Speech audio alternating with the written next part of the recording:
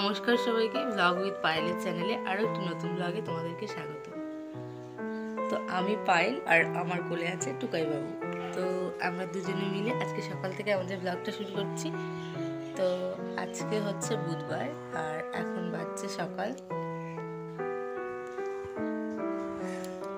9:15।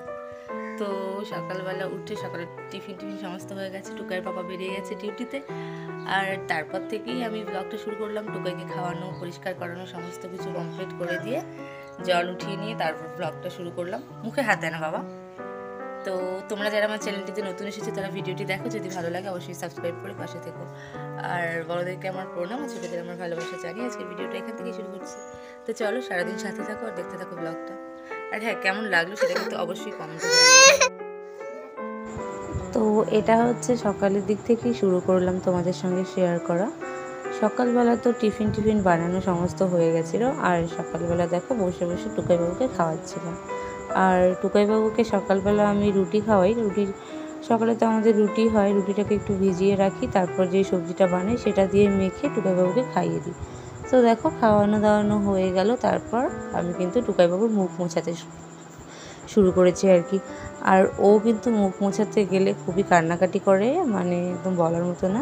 স্নান করাতে গেলে তো খুবই মজা পেয়ে যায়, কিন্তু মুখ মোছাতে গেলে জানি না ওর কি শুরু হয়েছে, একদম চিৎকার চেঁচামেচি শুরু করে দেয়। ক্রিমও লাগাতে দিতে চায় না, আবার কাজলও লাগাতে দিতে চায় না, এরকম করে।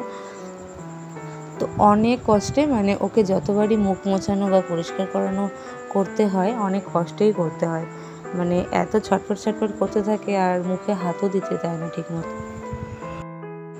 আর আজ যেহেতু উঠেছি সেই 7টার দিকে উঠেছি, তো তারপর টিফিন বানানো সমস্ত হয়ে গেছে।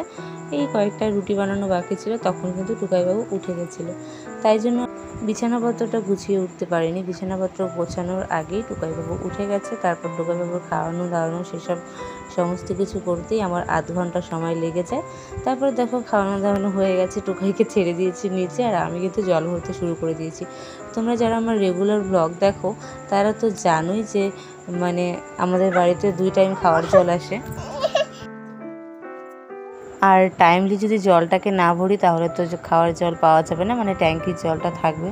তো ট্যাঙ্কি তো আর সবসময় পরিষ্কার করানো হয় না, তো সেই জন্য ট্যাঙ্কির জলটা খাওয়াটাও উচিত না। আর এই দিকে দেখো দুষ্টু টুকাই কিন্তু অনেক দুষ্টুমি করছে। ওই যে জলের ফিল্টারটা তোমরা দেখতে পেলে, সেটা মানে যদি মুখটা সামনের দিকে ঘোরানো থাকে তাহলে টুকাইবাবু কিন্তু ঘুরিয়ে দেয়। আর একদিন তো করেওছে কি, ঘুরিয়ে দিয়েছে, জল পড়ে পুরো মেঝে একদম জলে জল।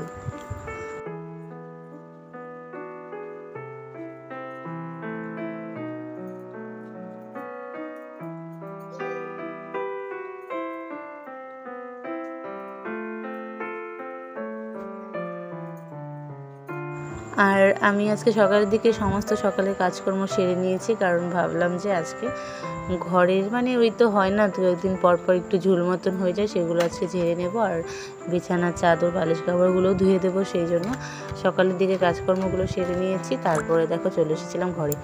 আর এই বিছানাটা প্রায় তোলাই ছিল, তো সেই জন্য বিছানার চাদরটাতে সমস্ত উঠিয়ে নিলাম আর বালিশ কাভারটাও খুলে নিলাম। আর দেখতে পাচ্ছ টুকাই কিন্তু সারা বিছানাতে গুটি পায়ে হেঁটে বেড়াচ্ছে।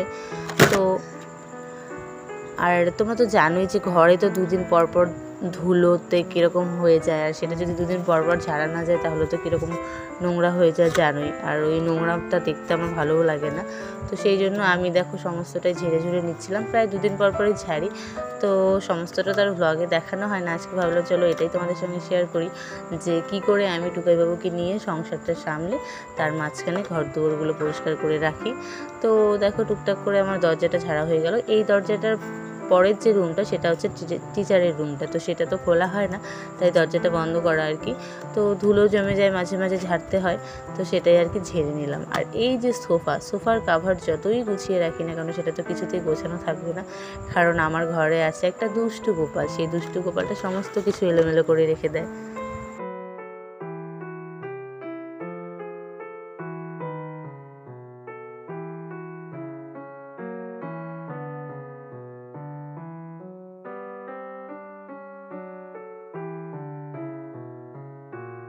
আর আমাদের এই ঘরগুলোতে দেখো ওয়ালগুলো কিন্তু একদম এবড়ো খেবড়ো, আর মানে ঝাড়তে গেলে তো ঝুরঝুর করে সমস্ত রঙগুলো পড়ে আসে আর কি, চুন রঙগুলো। তো সেই জন্য খুব একটা জোর লাগিয়ে ঘষা যায় না আর কি, ওই 2-1 দিন পরপরই আলতোভাবে ঝুলগুলোকে ঝেড়ে নিতে হয়। কারণ যদি একটু বেশি চাপ দিয়ে ঝাড়ুটাকে লাগানো যায় তাহলেই সব দেখো ঝুরঝুর করে পড়ে। আসলে আমি ঝাড়ছি, তো ঝাড়ার সময় দেখতে পাবে তোমরা যে কী করে ঝুরঝুর করে সমস্ত উপর থেকে সিমেন্টগুলো পড়তে থাকে।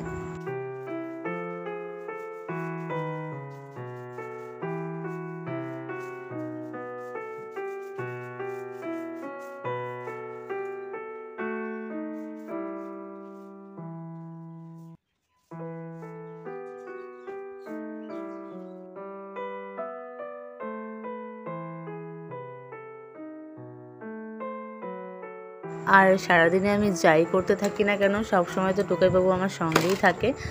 খুব কম সময় ও ঘুমায় আর কি, 1.5 ঘন্টা মতন ঘুমায়। তো সেই সময়টাতে রান্নাবান্নার কাটাকুটিটা আমি করে নিই, তাহলে এই বটির দিকে আর টুকাইবাবু যাওয়ার ভয়টা থাকে না। সেই জন্য ওই যখন টুকাইবাবু ঘুমায় তখন আমি রান্নার কাটাকুটি সমস্তটা সেরে নিই। তারপর ও যখন খেলতে থাকে তখন এইসব কাজকর্মগুলো করে নিই, ব্যাস, তাহলে আর কোনো অসুবিধেই হয় না। আর ও তো সারা বাড়িতেই খেলতে থাকে, সারা বাড়িময় এদিক সেদিক হয়ে খেলতে থাকে। আর আমি আমার মতো করে কাজ করতে থাকি, ওকে দেখতেও থাকি, এদিকে ওকেও দেখা হয়ে যায়, কাজ করাও হয়ে যায়। আর ঘর বাড়িটা মানে যত পরিষ্কার রাখবো তত আমার বাবুর জন্য ভালো আর কি। কারণ কি দেখো, যেই ঘরে বাচ্চা ছোট ছোট পায়ে গুটি গুটি পায়ে হেঁটে বেড়ায়, সেই ঘরে যদি নোংরা বা ধুলোবালি থাকে তাহলে তো সেটা বাচ্চার জন্য ক্ষতিকর। তো সেই জন্যই আমি কিন্তু রেগুলারলি ঘরগুলোকে ঝেড়ে মুছে আর কি রাখার চেষ্টা করি। হয়তো এইসব কিছু করতে করতে আমার স্নানের একটু দেরি হয়ে যায়, সেটা হলেও কোনো ক্ষতি নেই।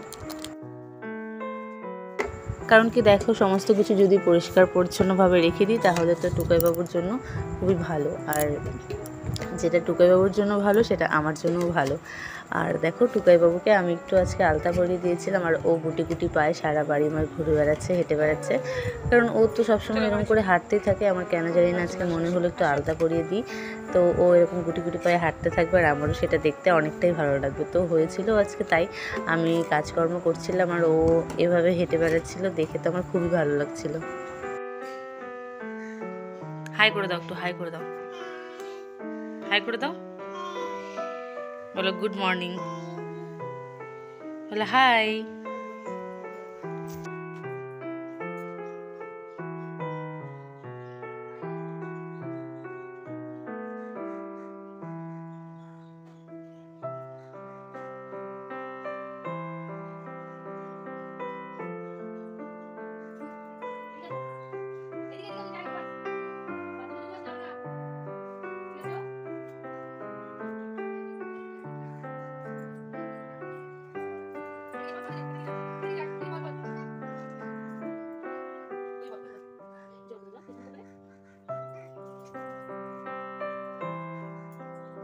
আর আমি বাইরে কাপড় চোপড়গুলো মেলতে মেলতে একটু টুকাইবাবুকে আর কি ছেড়ে দিয়েছি বাইরেটায়।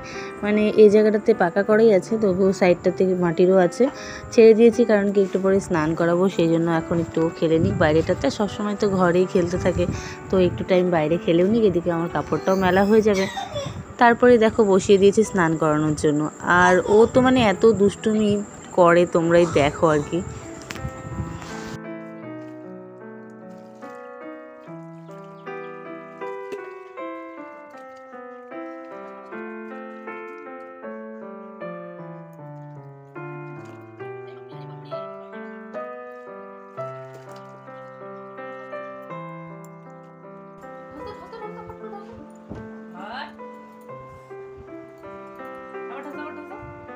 আবার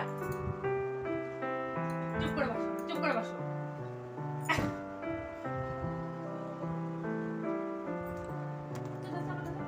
ওরে আপ করে দেবো কিন্তু এবার, চুপ করে বসো, শুধু দিবে না, আগে শুধু দিবে না। হ্যাঁ, এই রাম, চুপ করে বসো, আমি তোমাকে জামাটা পরাই দিই। কি বাজি, চুপ করে বসো, বস না রে, বস, সোজা হয়ে বস, সোজা হয়ে বস, সোজা হয়ে বস। জামাটা পরাই দিই, বস সোজা হয়ে, শুবি না কিন্তু। আবার নামি কোথায়, এখানে বসো, আমি জামাটা পরাই। এই তো বাবা নদী আছে। হাউ আসছে। হাউ কোথায়? হাউ কোথায়? হাউ জুজু কোথায়? মা হাউ জুজু ধরবে এখন বাবানকে। বাবানের স্নান হয়ে গেছে, খাওয়া হয়ে গেছে, এখন বাবান ঘুমু দিবে না?